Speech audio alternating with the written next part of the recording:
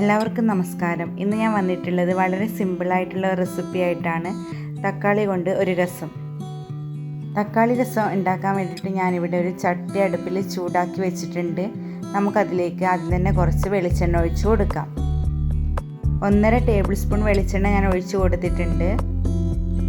Oil നല്ലപോലെ ചൂടായി വന്നിട്ടുണ്ട്. ഇനി നമുക്കതിലേക്ക് കുറച്ച് കടുകിട്ട് പൊട്ടിക്കാം. കടുക് നല്ലപോലെ പൊട്ടിക്കഴിഞ്ഞിട്ടുണ്ട്. അതിനുശേഷം ഞാൻ കുറച്ച് ഉലുവ ഇട്ട് കൊടുത്തിട്ടുണ്ട്. ഇനി നമുക്ക് കുറച്ച് കറിവേപ്പില കൂടി ഇട്ട് കൊടുക്കാം. ഉലുവയും കറിവേപ്പില എല്ലാം മൂത്ത് വന്നിട്ടുണ്ട്. അതിനുശേഷം നമുക്ക് ഇപ്പോൾ വേണ്ടത് തക്കാളിയാണ്. ഞാൻ അതിലേക്ക് അരിഞ്ഞു വെച്ചിരിക്കുന്ന തക്കാളി ചേർത്ത് കൊടുത്തിട്ടുണ്ട്. ഇനി നമുക്കിതിലേക്ക് ആവശ്യത്തിനുള്ള ഉപ്പ് കൂടെ ഇട്ട് കൊടുക്കാം. ഇനി നമുക്ക് സ്റ്റൗ ഒരു മീഡിയം ഫ്ലെയിമിലിട്ടിട്ട് തക്കാളി ഒന്ന് കുക്ക് ചെയ്തെടുക്കണം. ചെറുതായിട്ടൊന്ന് ഇളക്കി കൊടുത്താൽ മതി, പെട്ടെന്ന് തന്നെ കുക്ക് ചെയ്തെടുക്കാം. അല്ലെങ്കിൽ വേണമെങ്കിൽ ഒരു പാത്രം കൊണ്ട് അടച്ചു വെച്ചിട്ടും നമുക്ക് കുക്ക് ചെയ്തെടുക്കാം. അങ്ങനെ ഞാൻ തക്കാളി കുക്ക് ചെയ്തെടുത്തിട്ടുണ്ട്. ഇനി നമുക്ക് പൊടികൾ ഓരോന്നായിട്ട് ചേർത്ത് കൊടുക്കാം. ആദ്യം തന്നെ ഞാൻ മഞ്ഞൾപ്പൊടി ഇട്ട് കൊടുക്കുന്നുണ്ട്. അടുത്തതായിട്ട് മുളക് പൊടി ഇട്ട് കൊടുത്തിട്ടുണ്ട്. 2 ടീസ്പൂൺ മുളക് പൊടിയാണ് ചേർത്ത് കൊടുത്തിട്ടുള്ളത്. ഇനി നമുക്കിതിലേക്ക് രസം പൗഡർ ആഡ് ചെയ്ത് കൊടുക്കാം. 2 ടേബിൾ സ്പൂൺ അളവിൽ രസം പൗഡർ ആഡ് ചെയ്യുന്നുണ്ട്. പാക്കറ്റിൽ വരുന്ന റെഡിമെയ്ഡ് ആയിട്ടുള്ള രസം പൗഡറാണ് ഞാൻ ആഡ് ചെയ്തത്.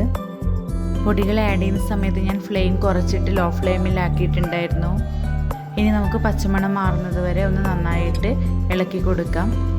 എല്ലാം നന്നായിട്ട് മൂപ്പിച്ചെടുത്തിട്ടുണ്ട്. ഇനി നമുക്കിതിലേക്ക് കുറച്ച് കുരുമുളക് പൊടി ചേർത്ത് കൊടുക്കാം. ഒന്നുകൂടി എല്ലാം ഇളക്കി യോജിപ്പിച്ചെടുക്കാം. ഇനി നമുക്ക് പുളിവെള്ളം ഒഴിച്ചു കൊടുക്കാം. ഇവിടെ ഞാൻ ഒരു നെല്ലിക്ക വലിപ്പത്തിലുള്ള പുളി 1 ഗ്ലാസ് വെള്ളത്തിൽ പിഴിഞ്ഞെടുത്തിട്ടുണ്ട്. പിഴിഞ്ഞതിന് ശേഷം അരിച്ചെടുത്തിട്ടാണ് ഞാൻ ഇതിലേക്ക് ഒഴിച്ചു കൊടുത്തത്. ഇനി ഞാൻ ഇതിലേക്ക് കുറച്ച് ടൊമാറ്റോ പീസസ് കൂടെ ചേർത്ത് കൊടുത്തിട്ടുണ്ട്. നിർബന്ധമൊന്നുമില്ല, താല്പര്യം ഉണ്ടെങ്കിൽ മാത്രം ആഡ് ചെയ്താൽ മതി.